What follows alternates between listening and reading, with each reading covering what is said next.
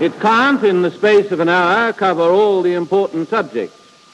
It will therefore be supplemented by Mr. Fadden next week and by myself as occasion arises. It's a joint policy.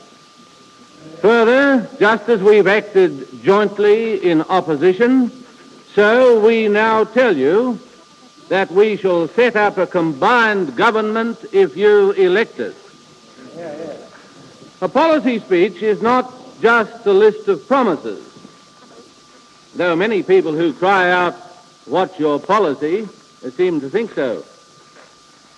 We believe that politics is a high and real conflict of principles.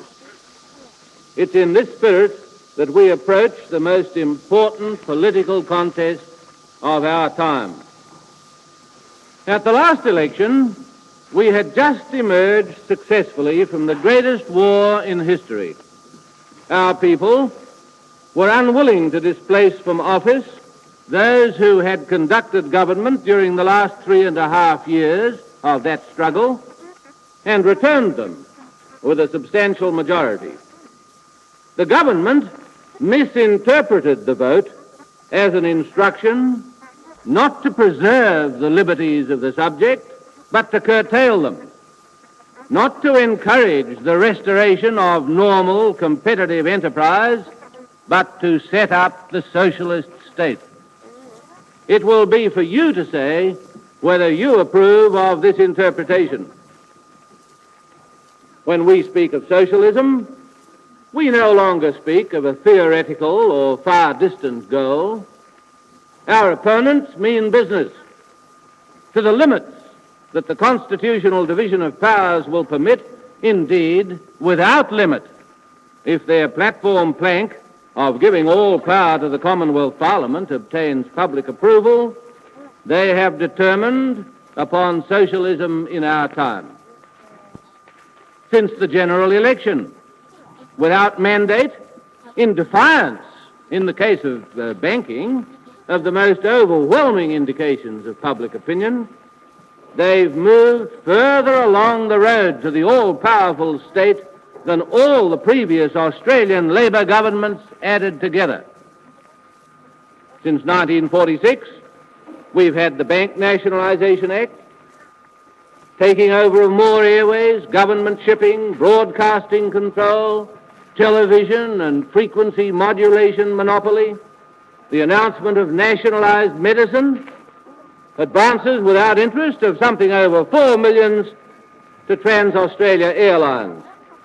You'll realise how much has been done in so short a time.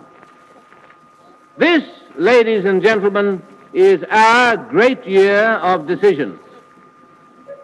Are we for the socialist state, with its subordination of the individual to the universal officialdom of government, or are we for the ancient British faith that governments are the servants of the people, a faith which has given fire and quality and direction to the whole of our history for 600 years?